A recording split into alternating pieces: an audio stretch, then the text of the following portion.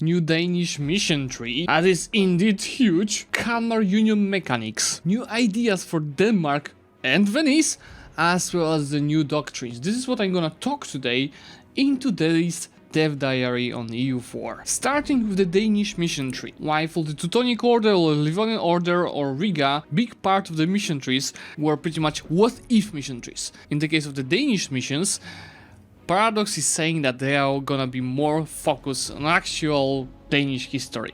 So they decided to split missions for two parts. First part, so all of these missions, they are focused around calmer union and expansion around the Scandinavian region, while the second part of the Danish mission tree, so this one, will be more focused on trade and colonization. First, starting the Kalmar Union. Kalmar Union, as you remember, is a union between Denmark, Norway and Sweden, so in EU4 you will start with the Kalmar Union government type for Denmark. This government type cannot be switched, has a Kalmar Union election, about which I will talk in a second, and you cannot abandon or integrate your personal unions because of this mechanic.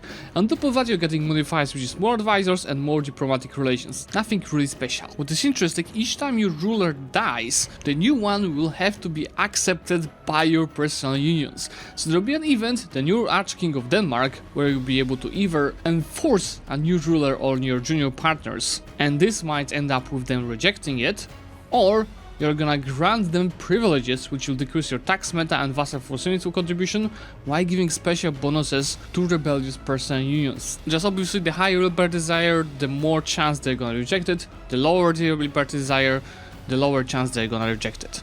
At the same time, this would trigger the following event for the Scandinavian personal unions, when there will be election of the King of Sweden, in the case of the Sweden. In this case, they're either gonna accept the new King of Denmark to be their own, or they have an option to either propose a Swedish king who shall rule over the union, or they will be able to elect their own local regent instead of taking the Danish ruler. Very interesting mechanic, and I think that's gonna be more historical and that's gonna give more flavor to the whole region. Not a huge change for the gameplay, but a very nice flavor. So what happens when Sweden proposes a Swedish king who shall rule over the nation? Then in this case, Sweden is gonna be having a new event where they're gonna propose one of these three: administrative, diplomat, or the military guy. Once this is chosen, Denmark is receiving an event which is called the King from Sweden. In this case, also very self-explanatory, you can either accept the Swedish king or reject the pretender king. So that might be a very good situation for the Danish guys to actually, okay, the Swedish guy proposed by Sweden is having far better statistics than what we got, so we're gonna accept him to get better stats. So pretty much accepting from various rulers instead of just having one enforce on you. But you can also of course reject if this rule is far worse. In this case there will be tons of liberty desire for Sweden and also some minor noble rebels. What is interesting, Paradox is also introducing events that are related to the Danish nobility, so something similar to what we have with Poland and Sejm. There are 11 different demands that each 4 years nobility will make on you, and these are kind of demands that can, for example, enforce a hunting accident on your heir, or you're just gonna lose ducats, this kind of the events. Well, but this was the Kalmar Union. What about the Danish mission tree?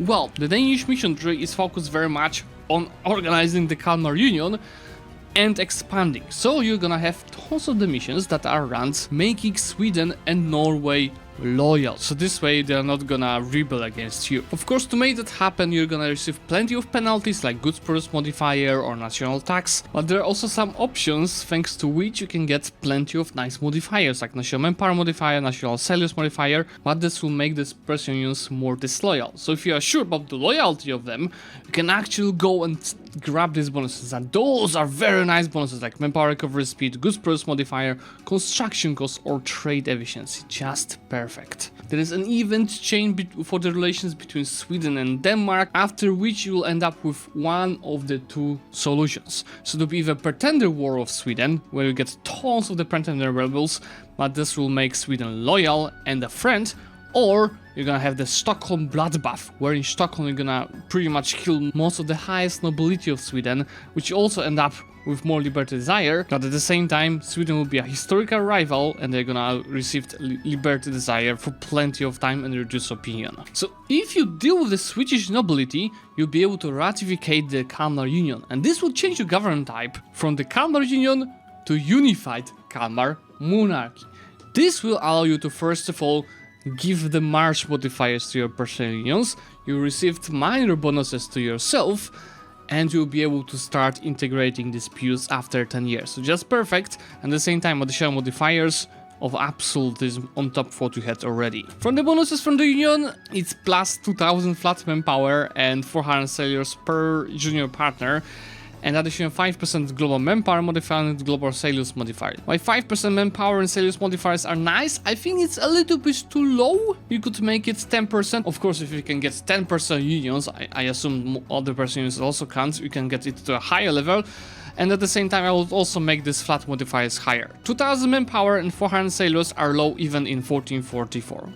Making it at least 10,000 and 5,000 would make it even more fun. There's also a fun decision that's more like historical that allows you to change the type of the role to Arch King. It's changing absolutely nothing besides the name. Then in the same part of the mission tree, you have missions to conquer and dominate the English Channel and the British Isles. Very cool. You have the missions to go and dominate the Hansa. Again, same as with the, I think, Teutonic Order, Riga and Livonian Order. Here again, you can go after Zlewikk trade centers, and there are missions that allow you to do that, and in exchange you can get some cool modifiers like 25% trade efficiency. Second part of the whole mission tree is focused on colonial ambitions. And as I mentioned, this will be mainly focused on colonizing valuable trade companies, a little bit less on the actual colonial nations. This part of the mission tree will also allow you to choose your religion, if you're gonna be Protestant, if you're gonna be Catholic, or you're gonna be something in between. It's not really explained yet what it's gonna mean, but it is cool that they're giving you more flavor to your choice of the religion, because for example, if you win a religious war, you get +2 military skill of your monarch, and more importantly, plus 150 of every HRE member which follows your religion. So if you are Protestant and you won the religious war, you might be almost sure that you can become a new Holy Roman Emperor thanks to this modifier. As historically Denmark was relying very hard on the mercenaries, this is also being given inside the new EU4 DLC, because there's a mission, the German mercenaries, which is allowing you to get permanent modifiers to mercs, including maintenance and manpower, and unlock the special units. This is very cool. This is not like some overpower bonus that is breaking the game, but it's giving a nice flavor, especially if you want to use the mercenaries. The only thing is, I hope that you can get these modifiers fairly early in the game, because in mid and late game, the mercs are not as useful. Finally, the niche ideas are being changed. I mean, I think the last update to the niche ideas were like 1.30, 1.28, somewhere around these patches. So these ideas are not very old and they were already fairly good. But Paradox decided that it's time to actually update it even further. So right now, as your traditions, you're getting a Navy tradition and Global Manpower modifier instead of Ship Durability and Global Tax modifier. Your ambition is boosted from 10% to 15% Global Naval Engagement modifier, very important modifier for the naval battles. But instead of shock damage, you're getting Liberty Desire from subjects and Diplomatic Annexation cost, very useful for single player gameplay, especially as you get shock in later ideas. There's Global Trade Power on provinces, trade efficiency, very nice, naval force limit, shock damage, mercenary discipline, that might be very cool together with all the other mercenary modifiers, naval leader shock, naval morale 15%, colonial growth if you want to go actually colonial, global autonomy, and max absolutist. I would say that that's nice boost ideas, but it's not making them broken. So that's a fairly good change in my opinion. Then I'm not really sure why is it that, but code for Ven is Venice, right? Why it's being changed in the Scandinavia update? I just guess it's just some, minor changes in general together with the patch. It's a fairly also nice boost to the Venetian ideas. So maybe it won't be a strategy anymore that you go for Dalmatia because it's far better. These Venetian ideas are also not broken, but really nice at the same time. Then as the last thing that is being mentioned, new naval doctrines for more countries. So that's good that they keep adding, they keep reviving and improving the feature that was added in the different DLC. And thanks to it, we have a Danish Admiralty, which is landly with maneuver +2, not really special. Norwegian sailors, which is Marines force limit and fleet movement speed. That might be really cool, especially if you're playing with the Marines. And the Dutch trade fleet, which is colonial range and ship trade power. While the first one is not really special, I think these two are really good and very situational, especially the last one, the Dutch trade fleet, which allows you to colonize with the far bigger colonial range. This is it for this dev diary. It's also mentioned that next week this is gonna be a Swedish dev diary. I'm really waiting for something very cool over there. And as always, guys, if you did enjoy this dev diary video, remember to leave a like on it and let me know in comments what is your favorite change that is being done for Denmark. For today, thank you so much for watching and I'm gonna see you very soon.